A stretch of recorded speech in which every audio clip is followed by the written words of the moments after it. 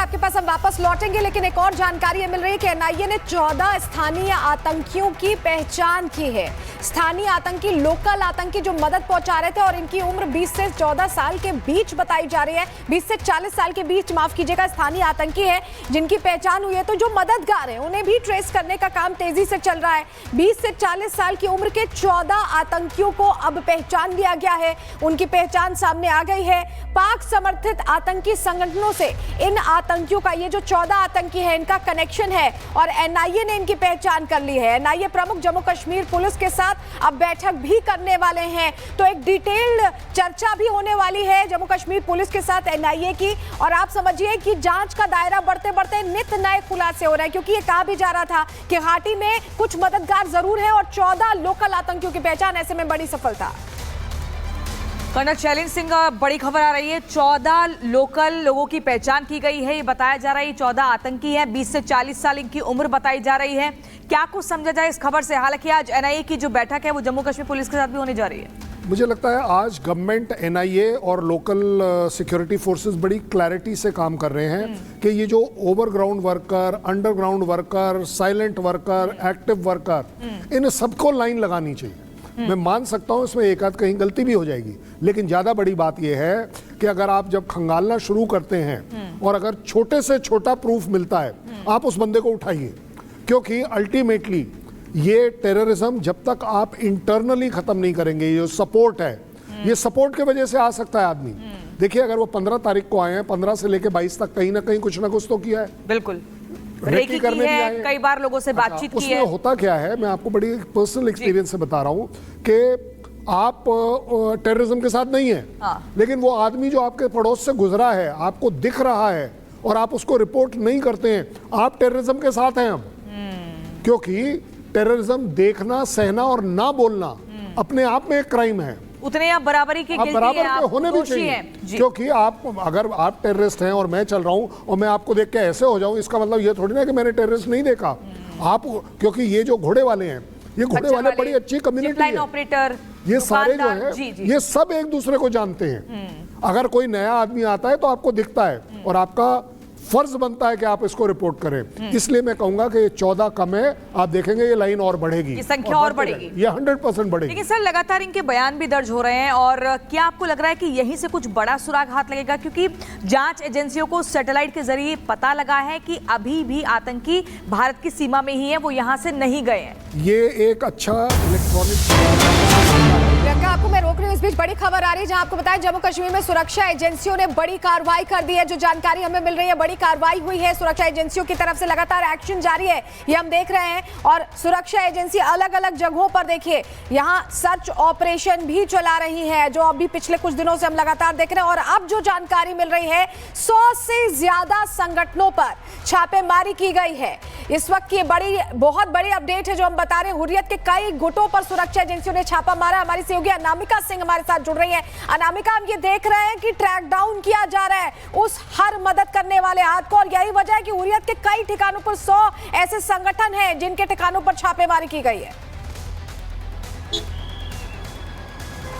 और देखिए, छापेमारी के साथ साथ जो कार्रवाई का दौर है वो चल रहा है। देखिए किस तरीके से यहाँ पे जो सेना के जवान हैं उनकी ओर से सर्च ऑपरेशन चलाया जा रहा है। दिखा दूं मैं आपको काफिला, हालांकि जो मेरी मौजूदगी कुपवाड़ा के टंगडार बॉर्डर के पास में है, जहाँ पे बॉर्डर पे जो चहलकदमी है सिक्योरिटी के फोर्सेस की, वो यहाँ पे ज्यादा तेज दिखाई दे रही है। इसी के साथ साथ बात अगर कुपवाड़ा की करें या अलग अलग जगहों की करें, तो कई इलाके ऐसे हैं जहाँ पे प्रतिबंधित संगठन जो है, जो छोटे छोटे संगठन है यहाँ पर, जो कि कहते हैं कि दरअसल वो जम्मू कश्मीर के युवाओं की भलाई के लिए काम कर रहे हैं, लेकिन इसकी आड़ में वो युवाओं को बरगलाते हैं, फुसलाते हैं और उन्हें ट्रेनिंग देने के लिए पाकिस्तान बॉर्डर तक पहुंचाते हैं। ऐसे लोगों की धरपकड़ यहां पर तेज कर दी गई है। सिक्योरिटी फोर्सेस पीछे भी हैं और कुपवाड़ा के भी कई इलाके ऐसे हैं जहां पर ऐसे घेरेबंदी करके सर्च ऑपरेशन को तेज कर दिया गया है।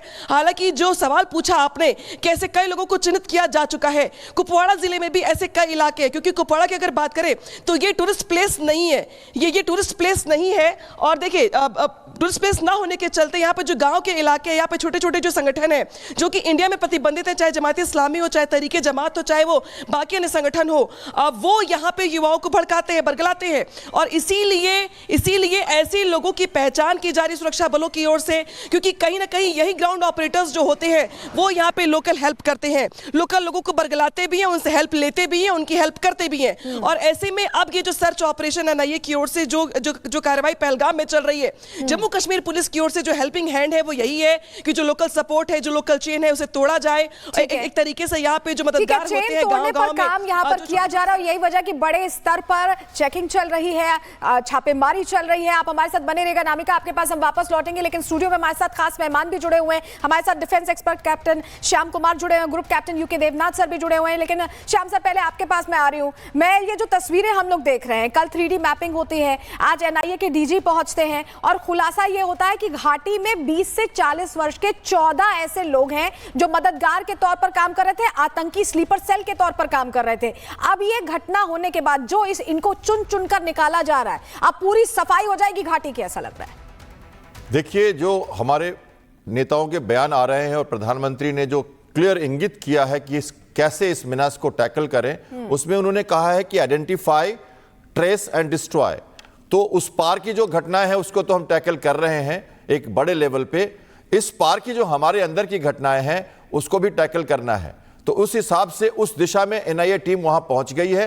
और हम अगर कोई बड़ा एक्शन या कोई बड़ा कार्रवाई करने जा रहे हैं तो इंटरनेशनल लॉ में हमें यह भी देखना है कि हम किस तरह से अपने सबूतों को पूरी तरह से रेडी कर लें, और ताकि हमको जरूरत पड़ने पे हम ये कह सकें कि हमने सही कदम उठाया। तो कोई भी कोताही बरत नहीं रही हमारी सरकार, हर तरह के प्रयासों में लगी हुई है। तो स्लीपर सेल्स जो वहां पर हैं, ये तो सबको मालूम है कि जब कभी भी इतने दिनों तक लगातार सॉफ्ट ब्लीडिंग पाकिस्तान नहीं कर सकता जबकि उसको लोकल सपोर्ट ना मिले, और वो सस्टेन नहीं कर सकता था टेररिज्म को। तो हमारे लोकल सपोर्ट में कहीं ना कहीं जो व्यवस्था में जो छुपे हुए अभी भी लोग हैं उनको निकाल के पहले उनको खत्म करना है। तो ये जो अभी हमारे डीजी भी गए वहां पे, तो हाईएस्ट लेवल तक हम जाकर और इंटेलिजेंस जितनी भी यूनिट है उनको कोऑर्डिनेट करके, और एलजी ने भी क्लियर डायरेक्टिव दिया है। देखिए, जब ये नदन कमांडर की बात कर रहे थे आप, तो ये नदन कमांडर जो हमारे लेफ्टिनेंट जनरल शर्मा बने हैं, ये गए थे एलजी से मिलने चीफ ऑफ आर्मी स्टाफ के साथ, क्योंकि ये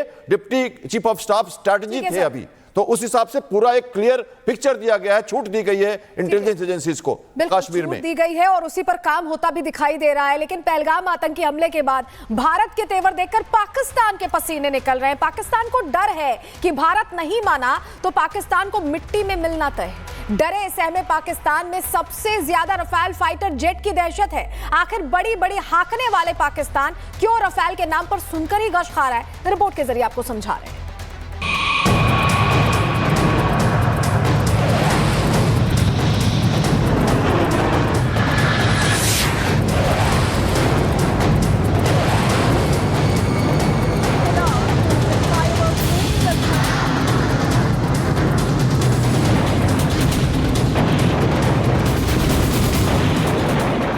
पाक की सिट्टी पिट्टी गुम है।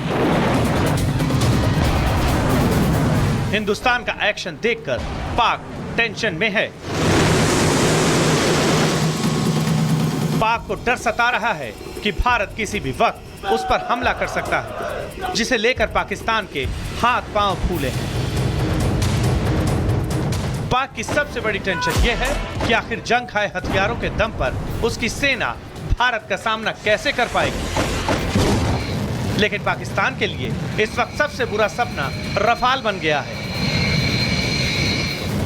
रफाल की दहशत पाकिस्तानियों पर इस कदर हावी है कि इन दिनों पाकिस्तान में हवा की सरसराहट भी हो रही है तो उसकी सेना कांपने लगती है।